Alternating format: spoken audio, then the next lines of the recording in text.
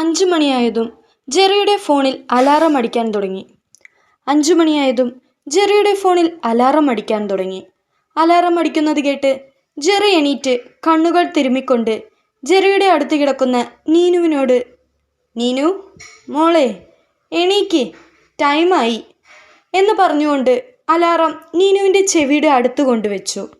Show, അതൊന്ന് ഓഫാക്കി വെക്ക് ജെറി പ്ലീസ് എന്ന് നീനു പറഞ്ഞു.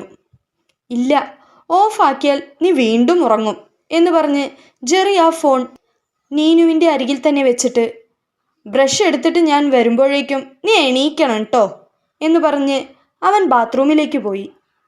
ഷോ, എന്തൊരു കഷ്ടമാണ് എന്ന് പറഞ്ഞ് നീനു അലാറം ഓഫാക്കി വെച്ച് പുതപ്പെടുത്ത് തലയിലൂടെ ഇട്ട് വീണ്ടും ഉറങ്ങി. ബാത്റൂമിൽ നിന്ന് വന്ന ജെറി നീനു വീണ്ടും ഉറങ്ങുന്നത് കണ്ട് അവളുടെ തലയിൽ നിന്നും പുതപ്പ് മാറ്റിക്കൊണ്ട്, നീനു നീനു എണീക്കുന്നില്ലേ? എത്ര നേരമായി വിളിക്കാൻ തുടങ്ങിയിട്ട്? 7 മണിക്കെങ്കിലും ഇവിടെ നിന്ന് ഇറങ്ങണമെന്ന് ഞാൻ പറഞ്ഞതല്ലേ? ജെറി നീനുവിൻ്റെ പുറത്ത് തട്ടിക്കൊണ്ട് പറഞ്ഞു. ഒരു 5 മിനിറ്റ് കൂടി ജെറി പ്ലീസ്, നീനു ഉറക്കച്ചടവോടെ പറഞ്ഞു. 5 മിനിറ്റ് എന്ന് പറഞ്ഞ് നീ 5 മണിക്കൂർ ഉറങ്ങും. മര്യാദയ്ക്ക് വേഗം എണീറ്റ് ഒരുങ്ങിക്കോ എന്ന് പറഞ്ഞ് ജെറി ഷെൽഫിൽ നിന്നും ടവലെടുത്ത് തോളിലിട്ടു. എൻ്റെ ചക്കരയല്ലടാ, ഒരു 5 മിനിറ്റ്. നീ ഫ്രഷായിട്ട് വരുമ്പോഴേക്കും ഞാൻ എണീക്കും, ഷുവർ. നീനു ബെഡിൽ കിടന്ന് കണ്ണുകൾ തുറക്കാതെ പറഞ്ഞു. ഇങ്ങനെ ഒരു ഉറക്കഭ്രാന്തി. എന്നാൽ പിന്നെ ഉറങ്ങിക്കോ, ട്രിപ്പൊന്നും പോവണ്ട എന്ന് പറഞ്ഞാൽ കേൾക്കുകയുമില്ല എന്ന് പറഞ്ഞ് നീനുവിൻ്റെ കാലിൽ ഒന്ന് ഇക്കിളിപ്പെടുത്തി. പോട പട്ടി, ഉറക്കം ഡിസ്റ്റർബ് ചെയ്യാതെ, നീനു ഒരു പുഞ്ചിരിയോടെ പറഞ്ഞു. അവളെ നോക്കി സ്നേഹത്തോടെ ഒന്ന് പുഞ്ചിരിച്ചുകൊണ്ട് ജെറി കുളിക്കാൻ പോയി. കുളി കഴിഞ്ഞ് ഇറങ്ങി വന്ന ജെറി നീനു ഉറങ്ങുന്നത് കണ്ടപ്പോൾ അവനൊരു കുസൃതി തോന്നി. അവൻ അടുക്കളയിൽ പോയി ഫ്രിഡ്ജിൽ നിന്നും ഒരു കുപ്പി തണുത്ത വെള്ളമെടുത്തു. എന്നിട്ട് നീനുവിൻ്റെ അരികിൽ ചെന്നിരുന്നു. കയ്യിലെ കുപ്പിയുടെ മൂടി തുറന്നു പിടിച്ച് കമിഴ്ന്നു കിടന്നുറങ്ങുന്ന നീനുവിൻ്റെ ഇടുപ്പിലൂടെ ജെറി അവൻ്റെ കുപ്പിയിൽ നിന്നും തണുത്ത വെള്ളം ഒഴിച്ചതും അവൾ ഞെട്ടലോടെ ചാടി എണീറ്റു. കയ്യിൽ കുപ്പിയുമായി ഇരിക്കുന്ന ജെറിയെ കണ്ടതും ഡാ തെമ്മാടി എന്ന് വിളിച്ചുകൊണ്ട് നീനു ജെറിയെ അവളിലേക്ക് വലിച്ചു പിടിച്ചുകൊണ്ട് അവൾ ജെറിയെ കെട്ടിപ്പിടിച്ച് ബെഡിൽ കിടന്നു. ജെറിയുടെ കയ്യിൽ നിന്നും വെള്ളം കുപ്പി താഴെ വീണു.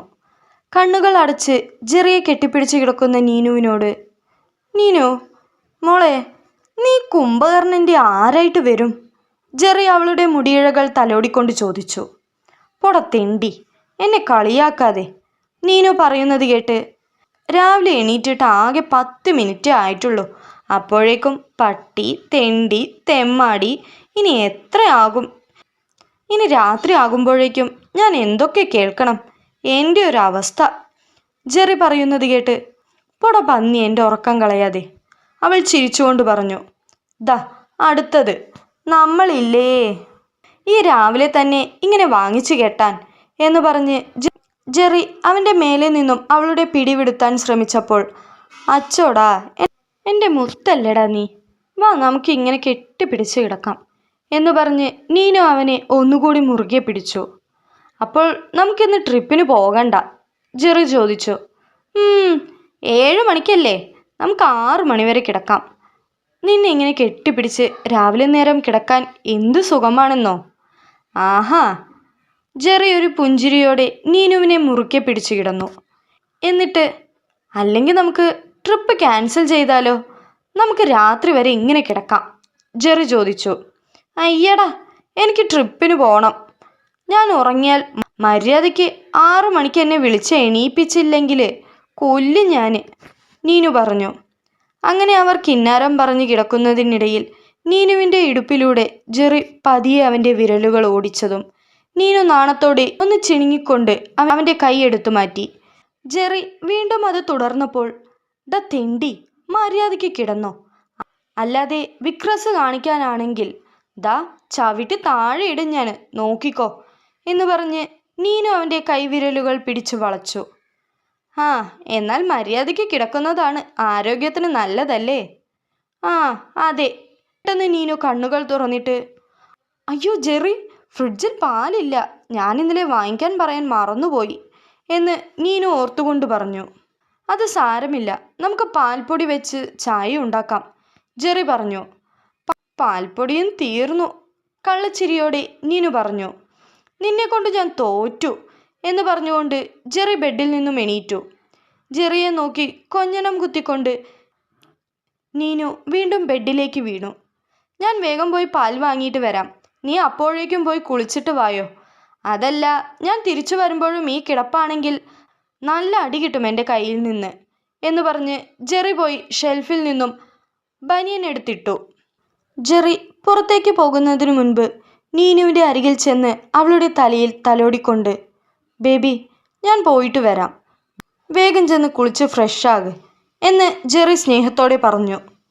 ചക്കരെ, ഐ ലവ് യുടാ, നീനു അവൻ്റെ കയ്യിൽ പിടിച്ചുകൊണ്ട് പറഞ്ഞു.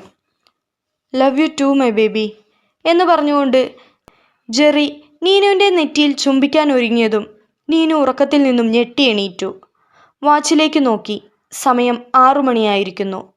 ജെറിയെക്കുറിച്ച് ഓർത്തപ്പോൾ നീനുവിൻ്റെ ഇടനെഞ്ച് പൊട്ടി. നീനു കണ്ണുകൾ പൊത്തിപ്പിടിച്ച് കരഞ്ഞു. ഏറെ നേരം അവൾ ബെഡിൽ തരിച്ചിരുന്നു. പതിയെ എണീറ്റ് നീനു ബാത്റൂമിലേക്ക് പോയി. കുളി കഴിഞ്ഞ് നീനു പുറത്തേക്ക് വന്നു. ഷെൽഫിൽ നിന്നും ഒരു മഞ്ഞ സാരി എടുത്തുകൊടുത്ത് എന്നിട്ട് അടുക്കളയിലേക്ക് പോയി. ഒരു കോഫി വെച്ച് അതുമായി ബാൽക്കണിയിൽ വന്നിരുന്നു. ഓരോന്നും ചെയ്യുമ്പോഴും അവളുടെ കണ്ണുകൾ നിറഞ്ഞൊഴുകുന്നുണ്ടായിരുന്നു.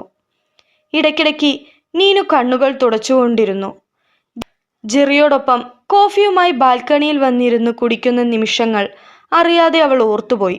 അവളുടെ ചുണ്ടുകൾ വിതുമ്പി. കോഫി കുടിക്കാൻ കഴിയാതെ അവൾ കണ്ണുകൾ തുടച്ചുകൊണ്ട് നീനു അവിടെ നിന്നും എണീറ്റു. വീണ്ടും വാച്ചിലേക്ക് നോക്കി. വേഗം മുടി കെട്ടിയതിനു ശേഷം ഫോണും കാറിൻ്റെ ചാവിയും എടുത്ത് നീനു പുറത്തേക്കിറങ്ങി. യാത്രക്കിടയിൽ നീനു ഒരു പൂക്കടയിൽ നിർത്തി. നീനു വണ്ടിയിൽ നിന്നും ഇറങ്ങി ഒരു ബൊക്കെ വാങ്ങിച്ചു. വീണ്ടും യാത്ര തുടർന്നു. അല്പനേരം കഴിഞ്ഞതും നീനു പള്ളിയിലെത്തി. ബൊക്കെയുമായി പള്ളിയിൽ ചെന്ന് മുട്ടുകുത്തി നീനു പ്രാർത്ഥിച്ചു. കഴിഞ്ഞ വർഷം ഇതേ ദിവസമായിരുന്നു നീനുവും ജെറിയും ട്രിപ്പ് പ്ലാൻ ചെയ്തത്. നീനുവിനോട് പോയി കുളിക്കാൻ പറഞ്ഞ് ജെറി പാൽ വാങ്ങാൻ പോയതായിരുന്നു. നിയന്ത്രണം വിട്ട് വന്ന ലോറി അവനെ ഇടിച്ചു തെറിപ്പിച്ചിട്ട് പോയത്.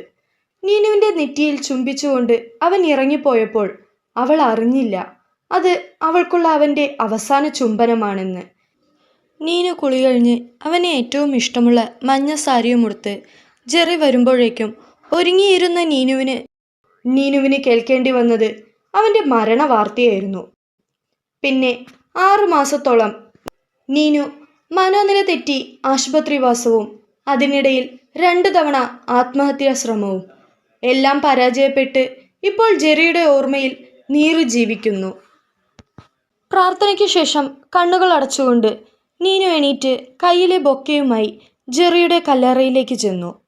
ജെറിയുടെ കല്ലറയുടെ മേൽ നീനു ആ ബൊക്കെ വെക്കുമ്പോൾ അവളുടെ നെഞ്ചു പൊട്ടി. ഹൃദയഭേദകമായ നിമിഷങ്ങളായിരുന്നു അവൾക്കത്. അത്രമേൽ നമ്മളെ സ്നേഹിച്ചവരെ നഷ്ടപ്പെടുമ്പോൾ ഉണ്ടാകുന്ന വേദന അത് നമുക്ക് നിർവചിക്കാൻ കഴിയുന്നതിലും അപ്പുറമാണ്. അവരെ നഷ്ടപ്പെടുമ്പോൾ നമുക്ക് ചുറ്റിനുമുള്ള ശൂന്യത അത് വെറുമൊരു വാക്കല്ല, ഭീകരമായൊരവസ്ഥയാണ്. ആർക്കും അങ്ങനെ ഒരു അവസ്ഥ ഉണ്ടാവാതിരിക്കട്ടെ. ഈ കഥ നിങ്ങൾക്ക് ഇഷ്ടമായെന്ന് വിചാരിക്കുന്നു. ഇഷ്ടമായാൽ ലൈക്ക് ചെയ്യുക, സബ്സ്ക്രൈബ് ചെയ്യുക. നിങ്ങളുടെ രചനകളോ നിങ്ങളുടെ അനുഭവങ്ങളോ നമ്മളുടെ ചാനലിൽ അപ്ലോഡ് ചെയ്യാൻ താല്പര്യമുണ്ടെങ്കിൽ ഞങ്ങളുമായി ഷെയർ ചെയ്യുക. കമൻറ്റ് ബോക്സിൽ രേഖപ്പെടുത്തുക.